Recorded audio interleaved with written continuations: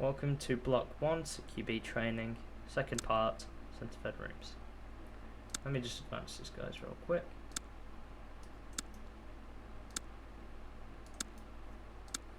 As we can see, still covering our sectors of fire as we move. Alright, now centre fed. Usually on a centre fed room, we're going to be utilising our split stack. However, this is not always the case, and it can be done either way, so it's important to note. Okay. Now, for this scenario, first man is going to call for a split stack. So, what this means is, we will have our odds on the left-hand side of the door, and our evens on the right. So he calls for a split stack.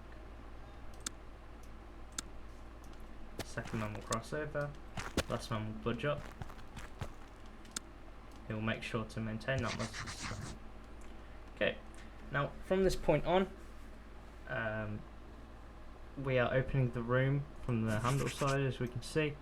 So we're just going to go ahead and check that. Affirmative. In this game, you cannot check it. You wouldn't want to open the door solo.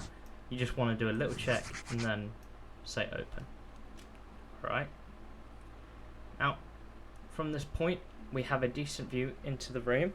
However, what I would advise we do is that we yet again take the 45 on both sides, and then the breacher, instead of watching the rear, will fill in, as said in last video, watch this little pocket where enemies can come from in the corner. Because we're acting fast, remember I am pausing, that's why it may seem slow, so realistically we're not covering that rear only for 5 seconds. It won't be that large of a problem. So, like before, the person that hasn't opened the door will be remaining. First man takes that centre step and then diverts to his chosen corner. We're going to cross in this scenario. Most of the time you will always want to cross, just because, you know, it gives you that extra second. In a J-hook from a centre step, if we got to this point, we'd then immediately be turning in, and then we'd have to disorient ourselves slightly to get to this second point. However, if we are crossing, we have a lot more view into the room, like this middle part here, and then we're able to smoothly transition instead of having to flick. Alright, so as you can see, we begin that centre step. At this time, we're advancing a little bit. We're then taking that hard corner, as we can see. This entry may be a little delayed, it will be faster once we're operating. Okay. Alpha, go. Bravo, go. As we can see, the centre step was successful. And our last man is watching the rear, while our attention is on the rest of the room.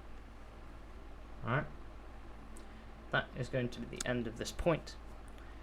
For a flashbang, if you were questioning on how to use a flashbang, we're just going to be doing it pretty much the same way as we have the breacher in the pocket. Okay, so first man steps out, flashbang up. We don't need to throw it in front of our faces. Okay, if point man makes a decision, he better be sure of that decision. We don't have the time to be holding the pin. We're acting fast.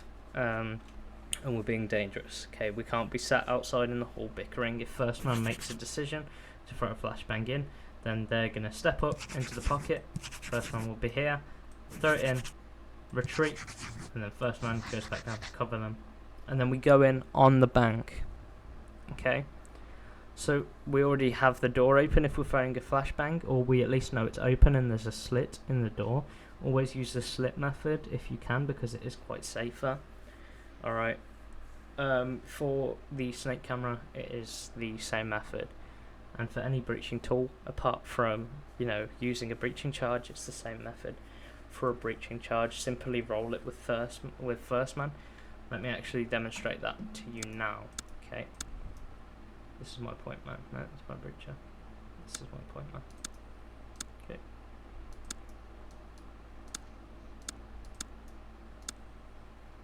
Alright, so let me just teach you guys how to do this real quick. As we can see, the handle was on this side of the door. So, if he calls for a charge, third man will get to this position, and he will see that it's over there, so they need to roll. Okay, how this will work: first man is panning across and stopping at the 45, while simultaneously, as second man is now switched with the breacher and covering the rear, he is switching to cover the side that second man was covering. So second man was covering this sort of area, we're switching to that area. Alright, we're just covering that general direction. As you can see, we're keeping cover on both sides. Perfect. Now, we will slot into here. Alright, place the charge, pin it, and then simply just roll on back. Fill in the different spots, and then at this point it should be about to go off, and then by the time we're there, we're back in position, and then we're ready to enter from that. Okay, unless we want to wait for the flashbang, even though the breaching charge just kind of acts as a flash on its own.